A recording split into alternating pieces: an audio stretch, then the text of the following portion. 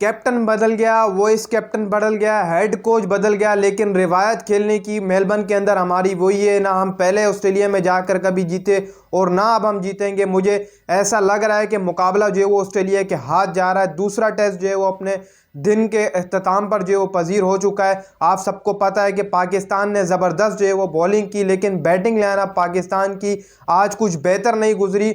हालांकि देखा जाए तो बाबर आजम वही अंदाज में जो है वो आउट हुए जिस अंदाज में वो पहले हो रहे थे, चाहे वो एशिया कप हो चाहे वो वर्ल्ड कप हो। अंदर आती हुई गेंद बाबर आजम उसके ऊपर जो है वो आउट हो रहे हैं। पहले स्पिनर के हाथ लग के बाबर आजम आउट होते थे, फिर उसके बाद भाई साहब अब फास्ट बॉलरों ने जो है वो एम बना लिए बाबर आजम को किस तरीके से आउट करना है। मतलब सीधी सादी गेंद आपको अंदर आ रही है और आपको समझ नहीं आ रही, ज़्यादा बॉल भी नहीं घूम रही। हम पिछले कुछ मुकाबले उठाकर देख लें, हार्दिक पांड्या ने यही सेम बॉल जो है वो बाबर आजम को मारा था। आप सबको याद होगा वर्ल्ड कप के अंदर भी सिराज ने कुछ सेम बॉल जो है बाबर आजम को मारा था, लगकर थोड़ा सा अंदर गया और बाबर आजम आउट हो गया। और आज भी कुछ इसी तरीके से हुआ बाबर आजम के साथ। लेकिन हमें यहाँ से लग रहा है कि टेस्ट मुकाबला भाई साहब कहीं ना कहीं पाकिस्तान के हाथ से जाता हुआ दिखाई दे रहा है। हालांकि पाकिस्तान का आज का दिन जो है वो 194 पर जाकर बंद हुआ, 6 खिलाड़ी आउट हो गए। हमारा कहाँ पर जो है वो स्कोर था जब इमामुल हक और अब्दुल्ला शफीक, इमामुल हक तो 10 पे आउट हो गया, लेकिन जब अब्दुल्ला शफीक ने खेलना स्टार्ट किया,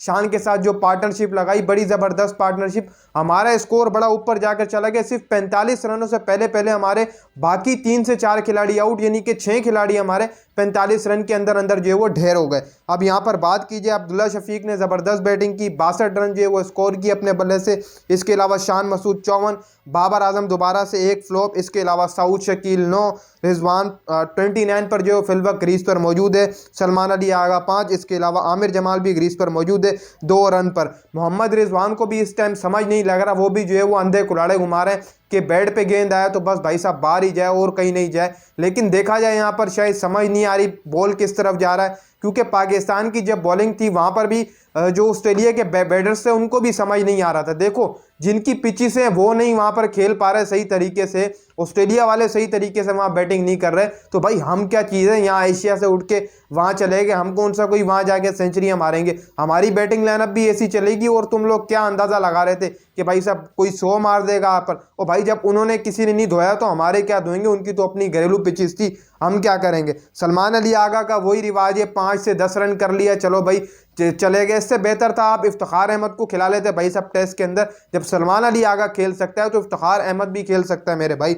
जब इसके अलावा इमामुल हक खेल सकता है तो इफ्तिखार अहमद भी खेल सकता है। और दूसरी बात ये कि इन्होंने भाई साहब यहाँ पर सरफराज अहमद को तो ऐसे बिठा दिया जैसे इनकी टीम जो है वो नंबर 1 पर चल रही थी पहला टेस्ट में, जैसे इन्होंने भाई साहब ऑस्ट्रेलिया को 300 रन से हरा दिया था, ऐसे जो वो सरफराज अहमद को बिठा दिया। भाई साहब आप किसी का करियर ख़त्म कर रहे हैं, वो भी एक टेस्ट से, आप एक टेस्ट देख के आप बिठा रहे हैं। हालात वही हैं, सब कुछ बदल गया, कैप्टन भी नया लिया है। वो कहते हैं कि जब तक टीम के अंदर कोई चेंजेस ना आए तो टीम नहीं मानी जाती। कैप्टन आपका चेंज किया आपने, कैप्टन चेंज करने से कुछ नहीं होता, परफॉर्मेंस की बात होती है। ऑस्ट्रेलिया में नज़र आ रही है जो हमें परफॉर्मेंस है। इसके अलावा बॉलिंग की बात करें, पाकिस्तान की कल से स्टार्ट हुई, बड़ी ज़बरदस्त बॉलिंग की, वहाँ पर रोका 300 के ऊपर पाकिस्तान ने ज़बरदस्त, खास तौर पे आमिर जमाल ने एक ज़बरदस्त जो है वो बॉलिंग करके दिखाई। 3 विकेटें जो है वो आमिर जमाल ने अपनी हाथ से खड़काई, हालांकि एक और आउट था लेकिन वहाँ पर वो बॉल नीचे लग गया था सलमान अली आगा से, नहीं तो वो विकेट भी जो है वो आमिर जमाल के खाते में आता है। इसके अलावा सलमान अली आगा 1, डेविड वार्नर को कल आउट किया था। इसके अलावा हसन अली 2, अमीर हमजा 2, शाहीन शाह अफरीदी 2। भाई साहब ये पाकिस्तान की बॉलिंग रही। शाहीन शाह अफरीदी भी पूरे तरीके से वो बॉल ही नहीं करा पा रहे। ऐसा लग रहा है कि यार कोई मीडियम पेस बॉलर जो है वो बॉलिंग करा रहा हो, कोई स्लो वन जो जिसको कहते हैं कि बिल्कुल स्लो बंदा आ रहा हो कोई करा लो। लेकिन अब यहाँ पर देखें तो हाथ से जो वो टेस्ट मुकाबला हमें जाता हुआ नजर आ रहा है। जब हमारे आपने देखा था 100 रन के ऊपर जो हमारा रन था, हमारा एक खिलाड़ी आउट था, वहाँ पर शान और आपके अब्दुल्ला की जो पार्टनरशिप लगी हुई थी बड़ी ज़बरदस्त लगी हुई थी। लेकिन वहाँ जब अब्दुल्ला शफीक आउट हुआ तो उसके बाद कहीं लगा ही नहीं कि भाई साहब ये वहाँ पर जो है वो इतना स्कोर करने के बाद भी 6 खिलाड़ी आउट हो गए। अब देखो अब कल क्या होता है, मोहम्मद रिजवान साहब भी ग्रीस के ऊपर खड़ा हुआ है। अब हमें पता नहीं क्या उम्मीदें रहेंगी कि आगे जो है वो क्या होता है, क्योंकि देखो भाई साहब मुझे नहीं लग रहा कि ये मेलबर्न वाला टेस्ट पाकिस्तान जीतेगा।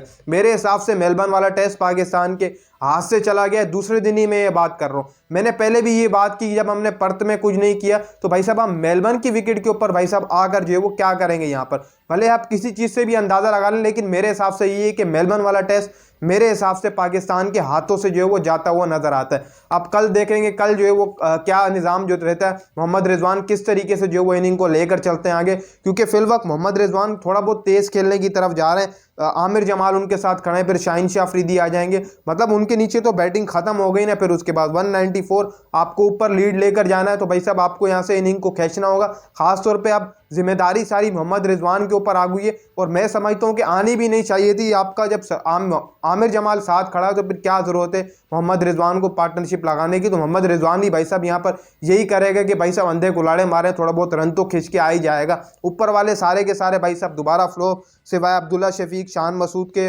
62 रन की इनिंग खेली अब्दुल्ला शफीक ने, वहाँ पर 54 की भाई साहब शान मसूद ने इनिंग खेली। बाबर आज फिर फ्लॉप, वही अंदाज वही तरीकाकार। बाबर आजम को यहाँ से सेट करना होगा। पहले स्पिनरों ने इसका एरिया बनाया हुआ था कि स्पिनर जब भी बॉल डालता था लेफ्ट आर्म, चाहे वो तबरेज शमसी हो, चाहे वो कोई भी अंदर जाती थी तो भाई साहब आउट हो जाता था। अब फास्ट बॉलरों ने भाई साहब राउंड द विकेट यही जो है वो टेक्निक आजमा ली है कि भाई साहब इसको यहाँ पर बॉल रखनी है और अंदर जाएगी। बड़ा ही कमाल का बोल्ड मारा था बाबर आजम को, देखने वाला था। बड़ी जो है वो ज़बरदस्त, इतनी भी अंदर नहीं आई थी जितनी हम अंदाज़ा लगा लें। थोड़ी सी यार अंदर घूम के गई है। हम कहना कि यार हार्दिक ने लगाया तो हार्दिक की बॉल यहाँ पर डिप करी थी, ऐसे अंदर गई थी, वहाँ पर सिराज की भी ऐसे गई थी। लेकिन इस वक्त जो अभी बॉल मारा गया बाबर आजम, बाबर इतनी भी नहीं गई कि हम कहें कि अंदर, लेकिन बाबर को समझ ही नहीं लगी। शायद क्या पता स्पीड जो है वो तेज़ लग रही थी, तभी जो है वो समझ नहीं लगी। ये जो है वो दूसरे दिन की कारकर्दगी थी जो मैंने आपके साथ शेयर की। उम्मीद है आपको अच्छी लगी होगी।